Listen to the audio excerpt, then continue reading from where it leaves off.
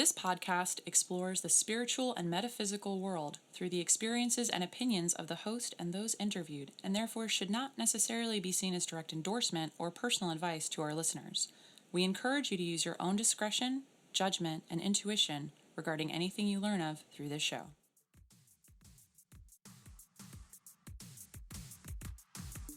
I'm Renata Maniaci, and this is Let's Get Metaphysical.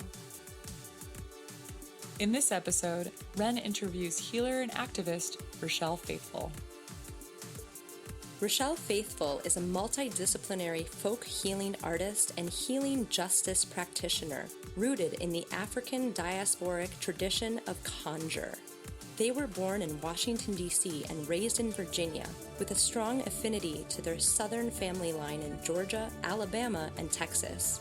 Faithful supports national and local activists of all backgrounds, particularly leaders of Black liberation movements.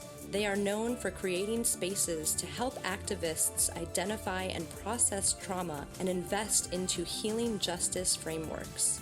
Their work has been featured in national publications, including in Color Lines, The Root, Everyday Feminism, HuffPost, and others. They have also published in several books and law review articles, such as Outside the XY, Queer, Black, and Brown Masculinity, Land Justice, Reimagining Land, Food, and the Commons, and the forthcoming anthology, Black Trans Love is Black Trans Wealth. Faithful is 1/3 of the Oxalics Collective, a healing collective that supports activists and publishes Tonic, a healing advice podcast. They are the former shaman in residence at Freed Bodyworks, and before initiation, they were a healing-oriented community organizer and people's lawyer, which they incorporate into their role as a village healer today. Richael and I met a few years ago when our paths crossed at Freed Bodyworks, a holistic wellness center in Southeast DC.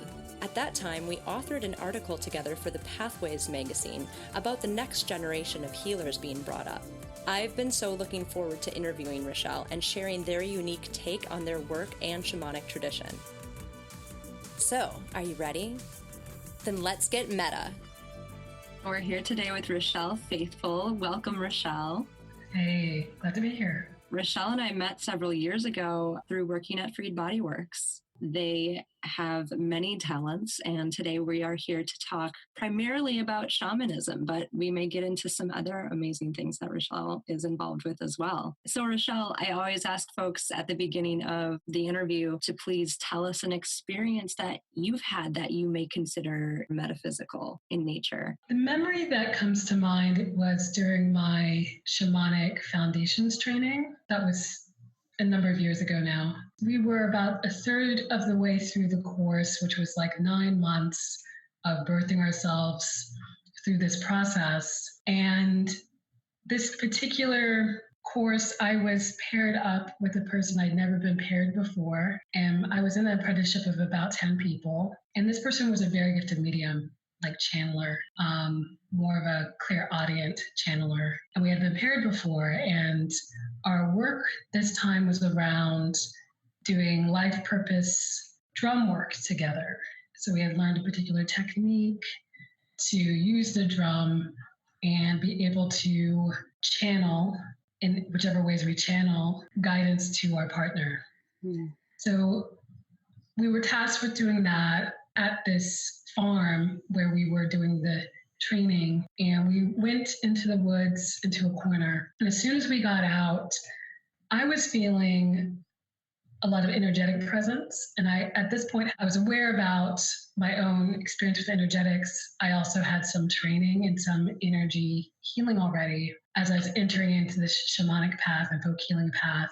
But I had a strange kind of sense that there was a lot of presence around us. And this person who was a channeler was hearing a particular person and was actually asking them, and this was a great example of boundary setting in the metaphysical world, asking them to wait that they could have our attention after we'd done the exercise. So we began to do the exercise, and she was working on me, but they were so insistent.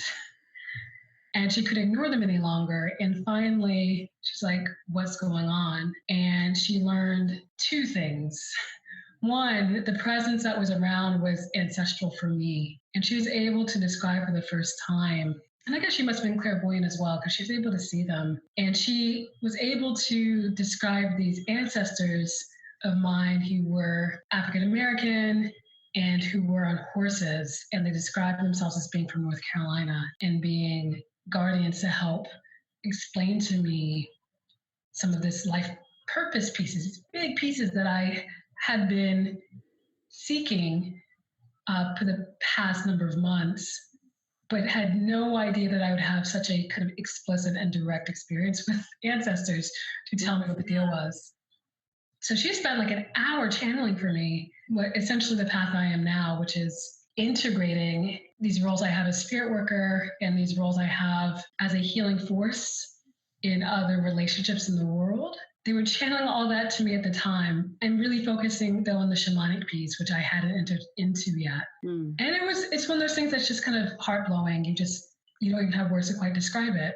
And it seems surreal, right? Because I have with this channeler who's really just kind of killing me softly, like telling me my entire life, both my past, my present, and the future. What made this even more significant, though, was this second part, which is after we finished, and I did some work for her, which felt important, but a little less consequential given the kind of really otherworldly experience we had just had together. But when we were leaving to return back to the group, because we were aware that we were really late, but my teacher later explained, like, I didn't disturb you all, I knew important things were happening, is that she was bothered by another presence. And this presence was a lost soul who explained had been murdered on the land, specifically had been lynched on the land, and needed our combined help to reach peace and be able to join his family. Wow. So she was able to, because her clear audience was much stronger than mine at the time, she was able to channel his direction. I was able to feel him, and he needed apparently my essence and life force to be able to, and my kind of conduit of energy, to be able to make the transition. So we were standing in front of this tree, and I was feeling this entity, like consensually, like kind of enter into my field and my body, my physical body, and like move through. And I was like shaking a little bit, but I mostly was just aware of this energy, like literally moving through me, up, like through my feet and out through my head. Wow. And that was demonstrative of the work I was being asked to do, right? So they told me what was going to be done and then had me experience it, which was a lot. And I'm infinitely grateful because that was a moment where I had a lot of skepticism still and doubt about what this all was. And after an experience like that, you can continue to deny it or continue to hold doubt. But for me, I was like, okay, it was lived through. And for me, that's pretty definitive. So that was, I think, my first metaphysical experience of which I was aware and was profoundly changed my life. Yeah, absolutely. I'm really glad you brought up this happened to me. I have to kind of believe it now. Part of this, because we talk about this a lot on this podcast, people have these experiences all the time, but there are people that choose to not believe that they happened, to ignore their own felt and seen experiences. And just for our listeners, clairaudient means clear hearing. So hearing things on a level that maybe most people can't. And clairvoyant, again, is clear seeing. So maybe seeing on a level that most people cannot. That's an incredible experience. Thank you. Thank you so much for sharing that. I'm curious to clarify, the spirit, this lost soul, was using your energy field to move up to the next level that they needed to be at. Right, because he had died in violence. And the story, which I didn't elaborate on, but we'll just mention briefly, was that he explained he was with his family, his child and his wife, and he was approached by a mob of people, white people in particular. And I don't know what the accusation was, but they took him and they lynched him on a tree on that land, and his wife and child experienced it all. So they had been able to see through and live through their lives and transition more peacefully than him, but he was stuck on that land because of the violence and nature of his death. So he needed someone's energy and my energy in particular to help him leave that actual place on the land. Right. Wow. It's fascinating. My next question is to ask you, what is a shaman and how does shamanism work? And with what you just told us, is this something that you continue to help, lost souls or other kind of energies to transition to different places? Yes, this is part of my life now. And these days I identify as a shaman as well as a folk healer, folk healing artist, a medicine person, or a spirit worker. And I use all of those terms because it helps, I think, describe a less established or well-known shamanic tradition from which I come, which is conjure. I explained that shamanic traditions exist in all cultures, and it's just the traditional ways we use medicine to heal ourselves holistically. And that can extend from herbalism, and in conjure it's called root work, to healing with spirits, right? And that can often happen with ceremony in some traditions or ritual, which is more common in conjure. So these very intentional spaces where you're communicating, connecting, contacting with some form of spiritual energy or spiritual essence toward healing. So as I mentioned, I am based in the conjure tradition, also known as hoodoo. It's very confused in the United States with voodoo, which is another shamanic tradition in Haiti, mostly rooted in Haiti, but it is an African diasporic tradition that came from Africa to the Americas. In Turtle Island, the particular places where conjure was most developed were where the slave ports were, in like Louisiana, in New Orleans, in Richmond, Virginia, and also in like the North Carolina, Georgia border, where actually there's still a really vibrant community, the Gullah Geechee people, who are more direct descendants who practice and still retain a lot of the old ways. Conjure is, to me, the traditional ways of healing that were brought through the diaspora, practiced by enslaved people, and also preserved by enslaved people through the present. So to me, it's a really rich legacy, which often is not identified as a shamanic tradition, even though it has all of the elements of one, that includes that kind of level of spirit work, as well as different kinds of using nature to heal. I don't think it's honored as a shamanic tradition because it's actually practiced by Black folk, and it was practiced by Black folk who were captives, right, or held in chattel slavery. So for me, it's very intentional to not only work from shamanic tradition of my bloodline, but it's also a reclamation process to say, like, yes, this is a shamanic tradition. Yes, it's powerful in its own way. And to me, it's distinctly powerful because it was practiced by people who were literally captive and somehow survived into present day, of which I'm a descendant. What was your introduction into conjure? When did this arrive in your life? So conjure is not something I grew up with, and there are some Black descendants of many generations in the United States who either never heard of conjure or have these really scary connotations of it. For me, I grew up more in a kind of deist household, that my mom had an appreciation for energy. My dad did come from a Christian background, but it was less orthodox, and he was even raised by a grandmother in the Christian Science tradition. So at least in that tradition, there's an understanding of the ways of the power of healing through spirit. So that was some of my upbringing, but I rediscovered conjure through reading, actually, as I was going through the Shamanic Foundations course. Because I was like, there has to be a tradition in my bloodline that is not, that's even closer than that of some of the traditions of West Africa in particular. So I did find it, but I had to find it not, again, looking for shamanic practices, I had to look for folk healing. So that is a term that I also reclaim and embrace. It is just the healing of everyday folk.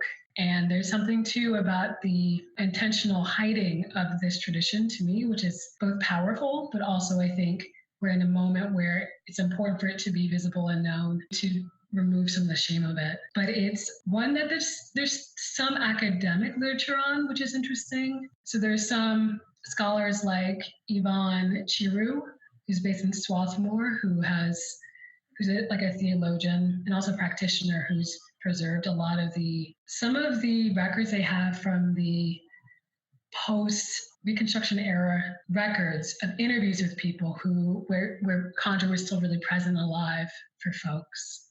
So she's taken, I think, a lot of those records and I think done a really great job of understanding them and putting them in a context that we can understand now. And there are plenty of others. But because conjure was practiced secretly and also because it was so deeply misunderstood, it wasn't really well preserved. So there are other practitioners in the country, many of whom are actually in California. And there is interesting debates about new conjure, which many people on the West Coast practice, and old conjure, which is more still based in the Deep South. But my reading of it has been as helpful to help me understand some of the more direct ancestors, what they have been sharing with me and what they know. I've learned that I'm connected and have relationships with other kinds of guides, but they were my first and they continue to be, I think, my strongest relationships in this work. But it took me actually some intentional work to rediscover this tradition. And I have a lot of gratitude for the archivists who allowed me to reconnect.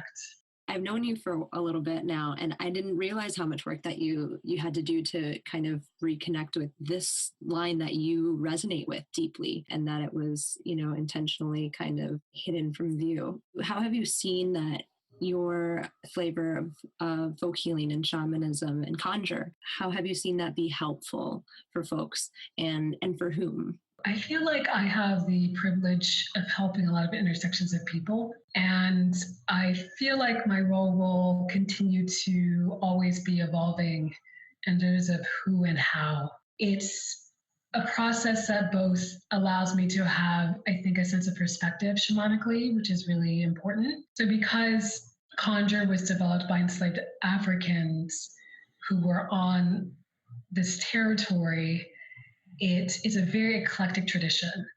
So it draws from the African diaspora, but also integrates a lot of East Asian philosophies and deities. It incorporates some Hinduism. It even has some different European and even Jewish, because a lot of Jewish folks did help preserve the tradition. And there's some of these traditions got integrated, right? So many parts of these traditions are also mystical parts of the traditions that got imported and integrated, but its traditional conjure is actually very eclectic. In the same ways that I see this, the African American experience is very eclectic. That said, I consider myself kind of a new conjurer, a person who is taking some of the old technologies I've either experienced firsthand by offering one-on-one support with folks, or I've learned in ceremony or ritual, or learned in my own practice, or received as guidance around, and really trying to understand the context it works for us now. So I think in a one-on-one capacity, I've been able to connect people to their own guides who can offer guidance about purpose and transitions and making sense of past life lessons, and healing of the heart is a big one. That work is so important to me. And I think it's an upgrade of some of the traditional ways people have understood conjure, which is more of spell making for love or spell making for a happy home. Those things are important, and if we understand the context this was happening in, that made a lot of sense, right? Conjure was and continues to be a shamanic tradition for the essentials. At the same time, to me, part of the elevation of conjure now is really trying to understand and connect to what I think are the modern spiritual ailments that we face, right? So it's not only addressing kind of what we're experiencing on the individual levels, but really looking at the shadows of us culturally and societally. So my work today spends I definitely do traditional spirit worker work. So I am taking people through forms of journey, and I'm doing a house cleansing for someone this week, and that kind of more traditional role of medicine person. And I'm a person who is showing up in social justice movement spaces, and often at the healing justice intersections that has been emerging, and really helping people curate and hold intentional containers around healing. That is a spirit worker role in a way because it's sacred space holding, and it allows me to integrate some other tools as a facilitator, as a person who's getting more skilled at conflict transformation, as a person who is familiar with social justice organizing, and seeing the ways in which we're misunderstanding even how we are coming together and how we're relating to each other to impact the external world.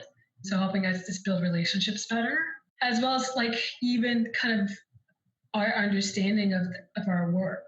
How do we create an affirmative vision that allows us to honor nonviolence and honor transformation and honor cultural changes as well as political changes in the work that we do, and even just trying to get a conception around it, which I feel like as someone who's just deeply intuitive, right, can do uniquely, knowing that there's just more presence around us and drawing from all the intelligence that surrounds us. So I enjoy it. I enjoy being a traditional spirit worker, and I enjoy using other skills and parts of myself to really integrate that for many of us. And it's been a joy too to be just a person who's holding ancestral energy in activist spaces. So it's a lot of things, but it's all the parts of me, and I suspect it's mirroring all the parts of us.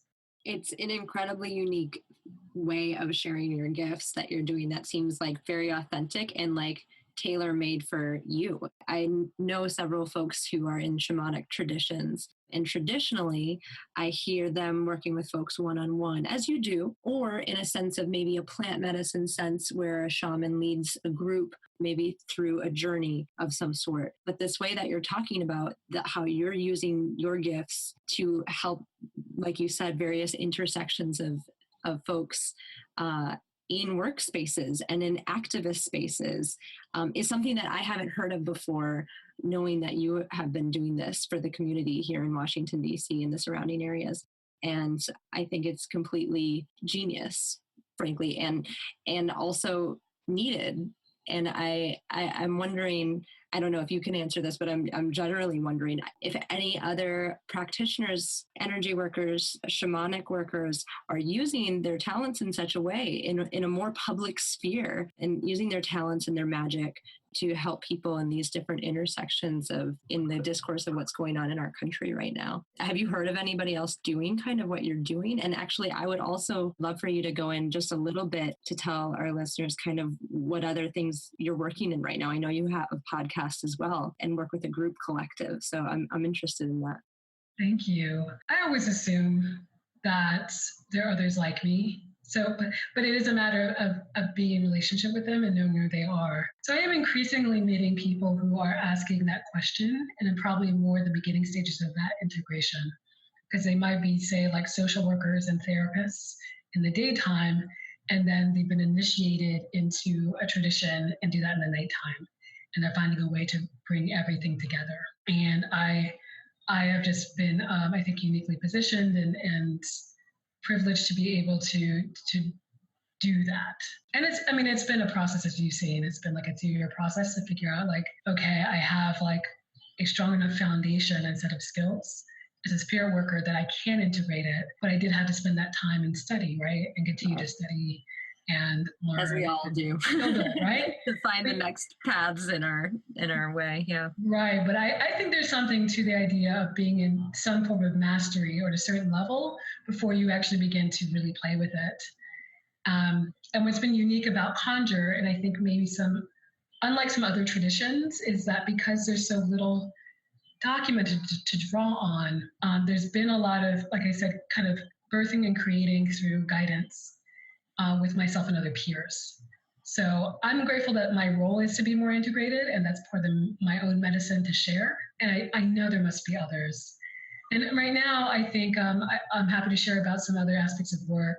I am part of the Oxalis Collective, which is a 3-person healing collective, including me, my colleague Karen L. Culpepper, who you also know, who's a clinical herbalist, and a soon-to-be found of an apothecary, as well as having other gifts, and Miriam Perez, who is a body worker and I think budding horticulturist, but also really gifted, I think, around mindfulness. And we have combined our skills together to create healing supports for activists.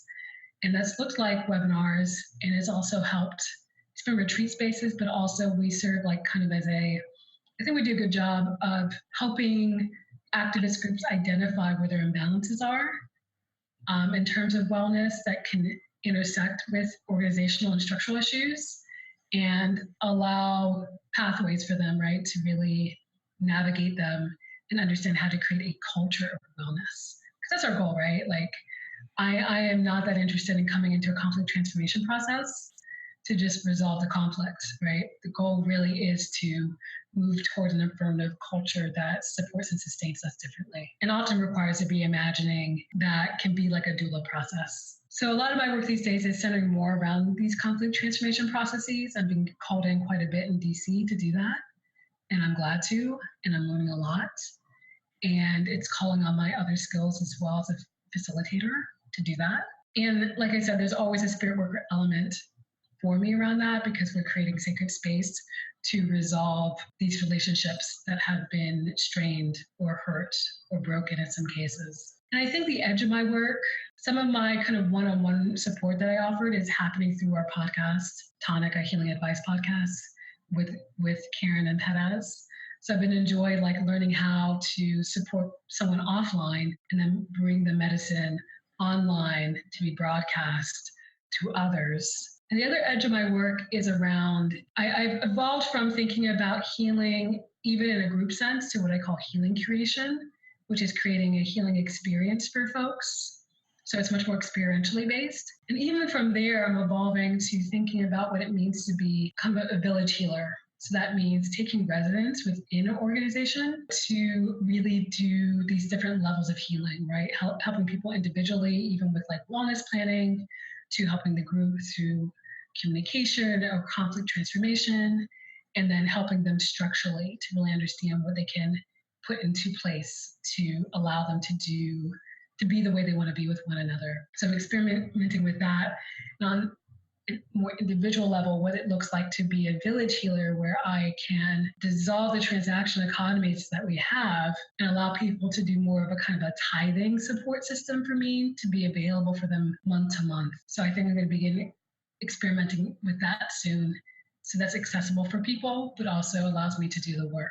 So I'm just grateful that there are people that are seeking out these levels of deeper intergenerational healing and allowing me to do it at all different levels, even if they may not understand the vision yet.